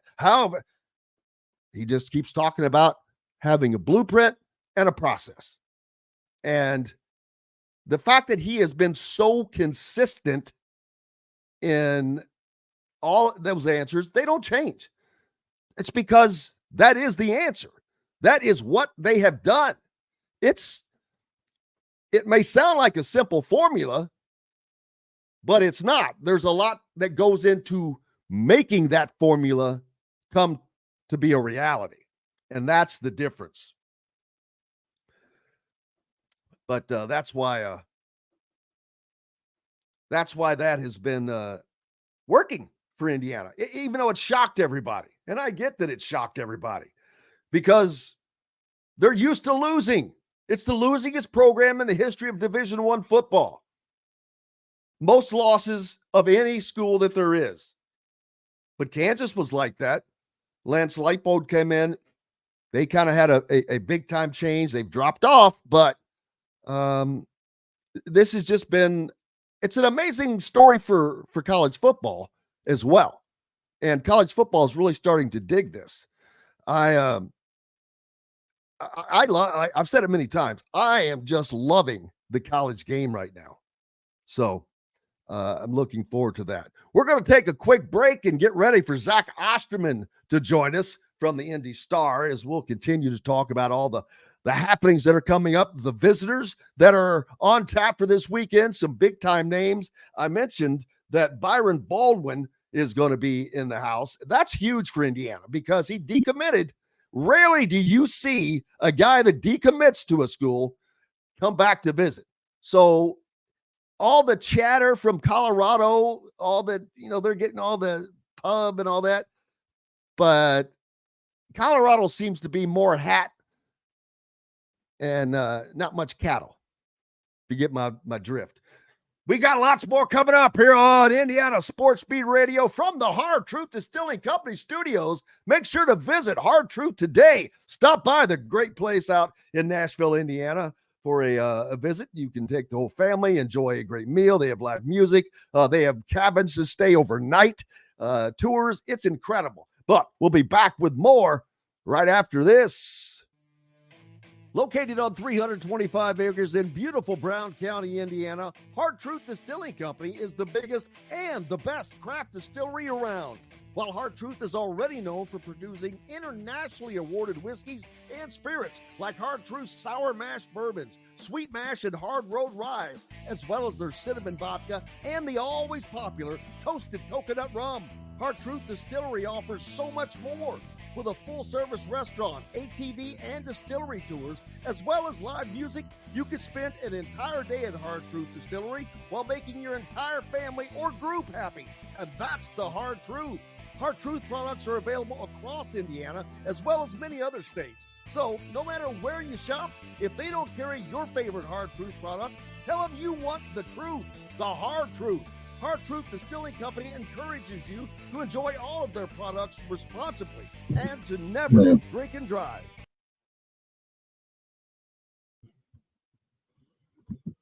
Hey, Zach, how are you, buddy?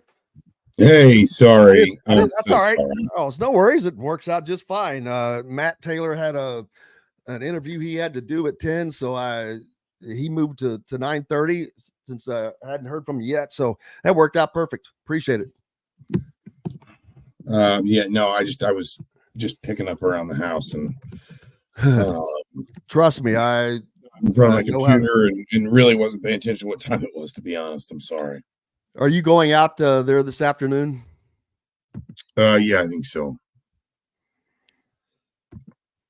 So lots of talk of Juju coming in, but that has not been confirmed yet. Yeah, I mean, they can pull it off. That'd be great. They're off next weekend, so it makes more sense if he came next weekend. But what do I know? Excuse me. Sorry. All right.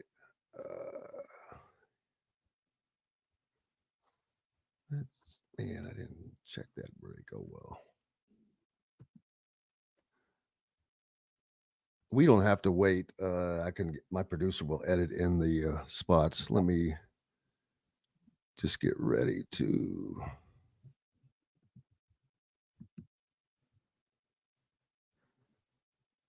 do this. All right.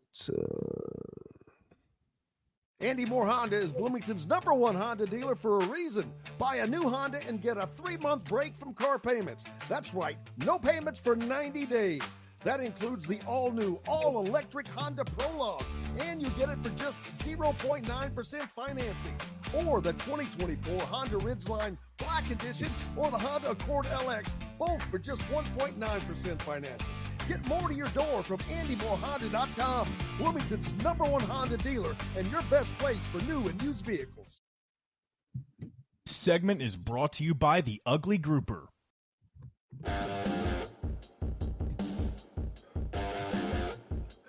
Welcome back, Indiana Sports Beat Radio, on this fantastic Friday, brought to you by the fine folks at Hard Truth here at the Hard Truth Distilling Company Studios, joined now by Zach Ostman, Indiana's insider for the Indy Star.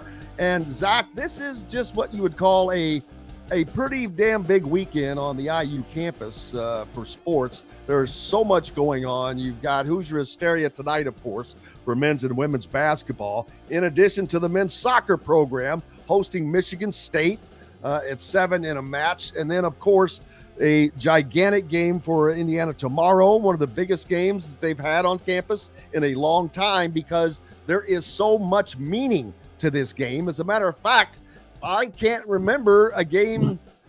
Cincinnati was one of those games, but other than that, I can't really remember a game that had so much lying on it, that with so much more behind it yet. No, I mean, I think we've all been trying to, I guess, contextualize this in different ways. And I mean, part of me has wondered if this is the biggest game, and obviously I wasn't around for it, but the biggest game since Michigan State in '87, which was effectively the Big Ten championship game that year, and Michigan State won, but it kind of came down to, wasn't that on the road? No, it was. I'm looking this up. I'm looking this up right now, but I'm almost certain it was here. I remember like a 51-7 loss, but I couldn't remember if it was one way or the other. It was here, because I know Bill Mallory went over and spoke in their locker room. Yeah, maybe it was there, maybe it was here. Either way, the point is, I mean, it's the first time since 1993 that Indiana's hosted a Big Ten team, or a Big Ten game where both teams were ranked with fans in the stands. And I know that's a lot of qualifiers, but I do think it's important to kind of set the COVID season aside. Not that what happened during the COVID season didn't matter, just that it is different. It is, it was a different kind of challenge. There were things about it that were probably easier. There were certainly things about it that were harder. I'm not diminishing anything anyone did during the 2020 season. I just don't think you can compare it to what you'd call maybe something more normal, if you want to say.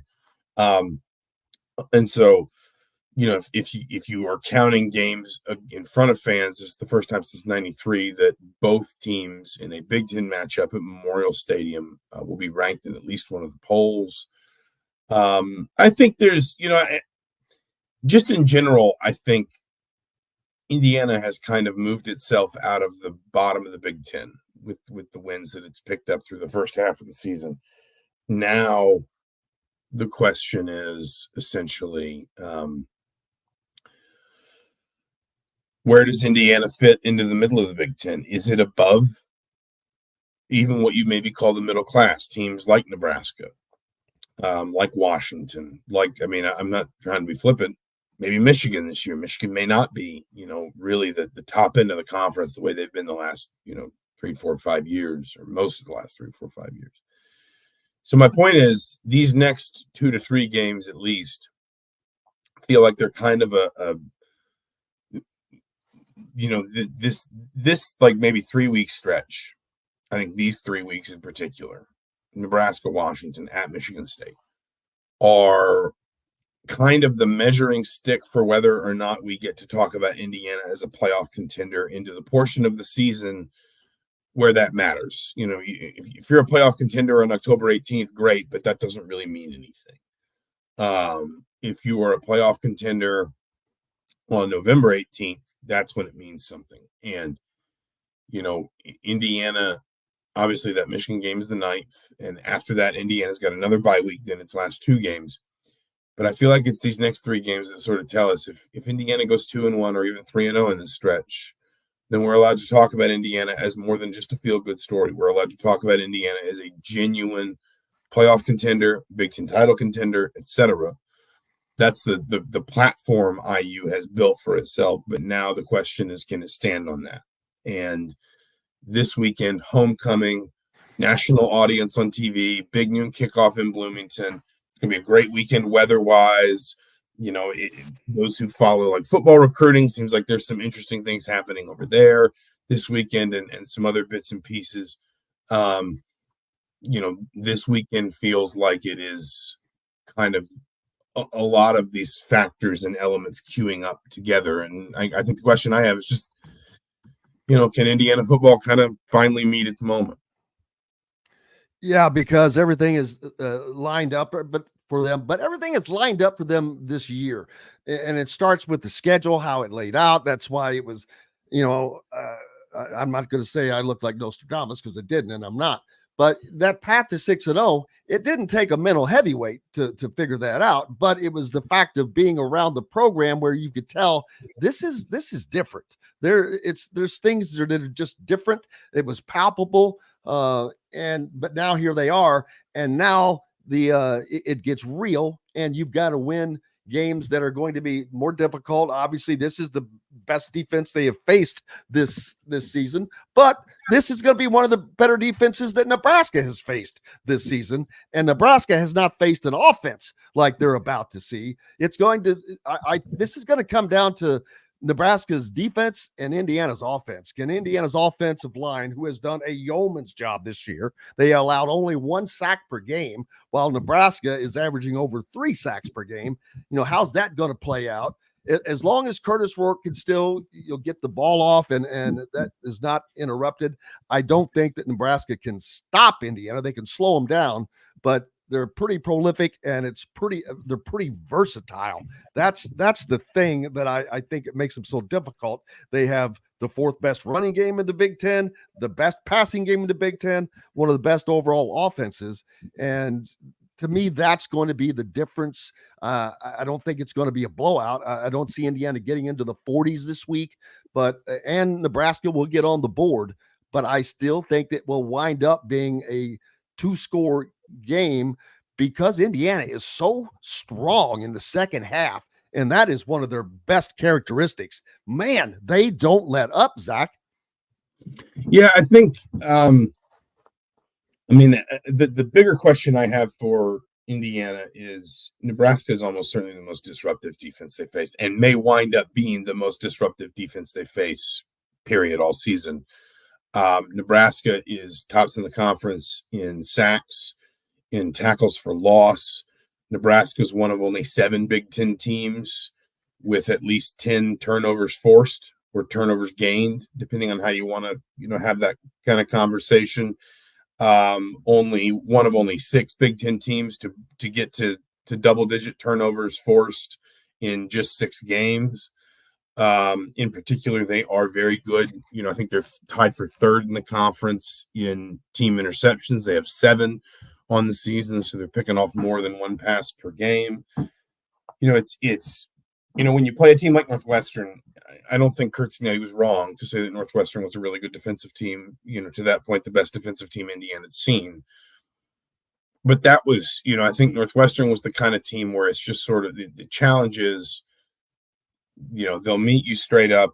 You have to be more physical. You have to execute better. They're just a tough, sturdy, balanced, well-coached defensive unit. Nebraska is a playmaking defensive unit. They've got a really good defensive line. They'll rotate in some key spots without losing much, so you're facing fresh legs a lot. They are built to exploit your mistakes. And Indiana doesn't make a ton of those, but Nebraska does force quite a few of them. And so it's not just about, maybe being, more physical or executing better. It's about playing a cleaner game than Nebraska. Now, the flip side to that is, and this is one reason why I think the bowl game, or not the bowl game, I'm sorry, the bye week, good grief. The bye week is a fascinating wrinkle to this for both sides. Is Nebraska, frankly, has not been a great team offensively. They're averaging 28 points per game, which is 10th in the conference. Obviously, you would expect a lot of what they do to be built around passing the ball, but they're 8th in the conference in passing yards per game. They're 10th in the conference in total yards per game.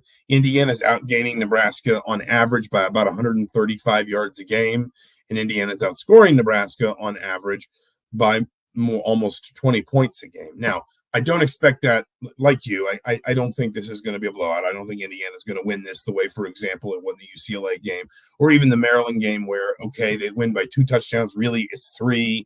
Maryland scores that last touchdown in what we would absolutely classify as garbage time. But you do have a freshman quarterback over there, and you do have a Nebraska team that, that only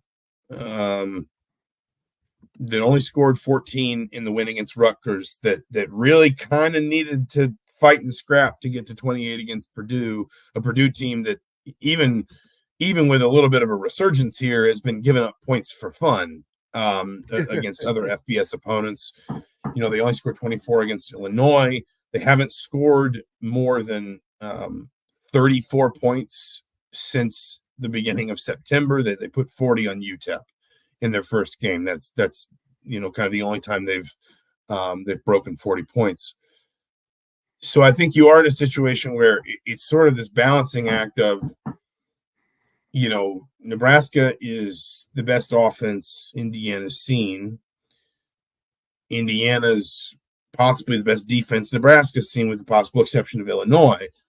But Nebraska also lost that game, and that was at home at night in a ranked game in what was meant to be a highly charged environment, and Illinois was still able to win that game. So the reason I bring up the bye week is it does feel like there's going to be a wrinkle somewhere that these two teams haven't shown, whether it's something Nebraska does defensively, something Indiana does offensively or defensively, whatever. Maybe Dylan Raiola going back into practice, polishing some things. It feels like there's going to be a wrinkle that the winning coach is going to point to the bye week and say, we worked on that. That made us better, and that was a big reason why we won. And I'm just kind of fascinated to know, if that's the case, what that is. A lot of talk of recruiting this weekend. The list is long. Indiana working on getting Juju Lewis in, but one of the names that will be in is unique because Byron Baldwin, who had been committed to Indiana, a great defensive back, and then was being recruited heavily by Colorado and a few others, but he decommits and didn't commit anywhere else and says Indiana's still involved. But whenever somebody says that, that they're not. It's just right. No, the whole I'm keeping them in my process, but it's sort of but you already committed and decommitted. So I always love that. But the fact that he is coming on a visit, that is a change. That's different. It is obvious that what Indiana is doing is catching his eye, because everything with, like, say, Colorado, it's a lot of bling, a lot of shine, but Indiana is just doing it. So I think that it has caught his attention, and he's like, okay, hold on here a second. So that's something that is very unusual to see, a guy that decommits but then comes back for a visit. Yeah, I mean, it will be interesting. And again, this is kind of one of those things where, listen, is any single recruit, even Julian Lewis, like the most important thing that can happen for Indiana this weekend? No. Like let's be really clear. Even the best quarterback in the country, ripping up his USC commitment and flipping to Indiana on Sunday morning or whatever. And I'm not predicting that. I'm just saying, like, even that hypothetical, the most important thing that can happen for Indiana this weekend is a win. But all of this, and we've talked about this in so many different ways, and it's hard to kind of wrap your arms completely around this idea. But because it is just such a big one. It is so large and amoebic. But it is this idea that at virtually every turn since Curt Cignetti's hiring, or even really since the job opened in November of last year, when Indiana has been presented the opportunity to seize or, improve upon momentum, it has not wasted that. And that has been hiring Curt Signetti, NIL fundraising, opportunities in the portal, the players they kept around, even some that, I'm not picking on him at all, but even like Donovan McCulley. Okay, it didn't work the way, Indiana hoped it would. That doesn't mean that Donovan McCulley recommitting back in December wasn't a really big deal at the time and didn't help push, this whole thing forward, if only just a few inches. And every time the opportunities presented itself for Indiana to impress somebody or to take the, another step forward or climb another rung higher, whatever metaphor you want to use, a program that has really struggled. I come back to this phrase that I used in something I wrote this morning or yesterday that came out this morning, I guess I should say. This program that has really, really struggled to meet the moment over and over and over again throughout its modern history, thus far has kept meeting that moment. Now, that doesn't mean Indiana's got to go 15-0 or 16-0 or whatever it is, and I guess it's 16-0 now, and win a national title for this all to be a success. But it does mean winning a game like this. And the reason it does is both because of the intangible stuff or the big picture stuff. You've got all these, recruits in town. I think my good friend Steve Wiltfong, who I worked with for a long time, I think he had Tyrone Burris, the kid from Warren Central, also potentially being in town. I think I saw that on social media. Sorry if I'm citing a competitor. Forgive me. No, say, man, info's info, man. But we're here to supply it. The point is, it's not about any one recruit. Is Steve with ESPN? He's I think he's on 3 now. On 3. So, but it's not about any one recruit. It's not just about being on Big Noon Kickoff. It's not just about it being homecoming.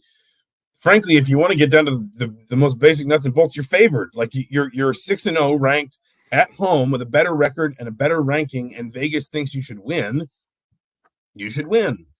That doesn't obviously work out that way all the time. But my point is, whether you're talking about who's going to be in town, whether you're talking about, what this game means to the course of the season, whether you're just talking about the basic matchups and whether or not Indiana should be able to beat Nebraska,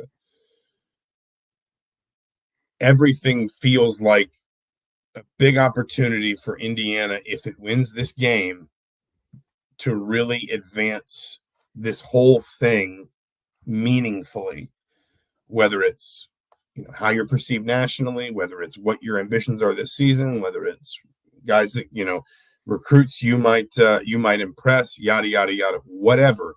It's all kind of wrapped up in this neat package that just requires Indiana to win the game. And the question obviously is, can Indiana do that? And I think it's it reminds me a little bit of the feeling around that Kentucky game in 2011, that basketball game against Kentucky, where you saw this groundswell of so many things moving in the right direction for Indiana basketball. And here was your biggest rival, the number 1 team in the country on national television. I think it was ESPN, but I mean, ESPN is pretty much national television at this point. You're the game of the day. You are the absolute signature, sort of matchup of the afternoon. Can you seize that? Can you seize that opportunity? Because this is what, the Kentucky game is a good example of what can happen if you do. And I'm awfully curious to see if Indiana does. Yeah, and Signet has made a career out of doing those kinds of things. And I think he relishes that, not in a cocky way, but he relishes that challenge. That's why there's a lot of talk about Indiana is going to, it's going to be nearly impossible for him to hold on to him. And I'm not quite in that school. I think he enjoys the challenge of doing something that has not been done at a place that it hasn't been done. He's doing what no one else has been able to do. And I think he enjoys the hell out of that. Yeah. I mean, he said early on in his tenure, he said the reason that Indiana interested him was because it was a challenge he felt like he'd met before. I think in particular, he was referring to Elon, where in fairness, he only was for 2 years. But I think he also saw some similarities to James Madison, not obviously in terms of the prominence of the program, but the challenge of bringing it up to the FBS level. He just said, I felt like I had some, some experience with this kind of job, with this kind of, with this sort of challenge. And, listen, coaches come and go. I think we've all learned that. What I've told, Indiana fans who've said, should I be worried about Curt Signet leaving? What if he's linked to this job? What if this job opens? Whatever.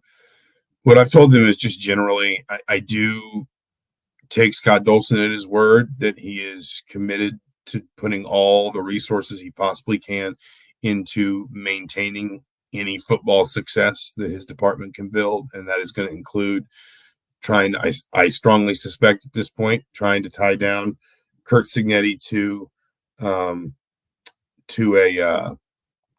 long-term deal contract at some point this fall. But what I've also told Indiana fans is just don't worry about that right now. You can't control it. You're like, exactly. And you've never, the Indiana fan, have never seen a season like this. Indiana hasn't done this in 57 years. So just enjoy the ride, baby. Exactly. Just enjoy what's going on and don't place too much expectation on it. Don't get yourself to a place where it's like, and I don't know if you and I talked about this last week or not, Jim, but don't get yourself to a place where it's like, oh, well, now I'll be disappointed if they don't make the playoff, if they don't win 10 games, if they don't beat Michigan or whatever. It is a little bit, again, like that 2012 IU basketball season where the minute they beat Kentucky and sort of guaranteed for themselves a path to making the tournament, to putting, all the program building sort of headaches and growing pains behind them and all that, that was like the most sort of just like joy-filled season. It was just like it was almost like they could do no wrong. They had one 3-game losing streak in Big Ten play, but other than that, it was like the whole season was just sort of like, hey, this is just fun. And anything that's a setback, we're not going to worry about it because we're just having too much fun, basically. This season is like that, and you'll really never get you don't get this season again. Indiana may come back next year and be even better, but by that point, people will expect things of Indiana, right? And there will be a minimum level of expectation and a bar that Indiana has to clear, and you'll be more stressed watching your Maryland game or your Rutgers game or your Purdue game or whatever, because suddenly there's something to lose. Suddenly there's something like, oh no, what if this doesn't happen? And that's why I've just told people, just enjoy this, because this is the one time.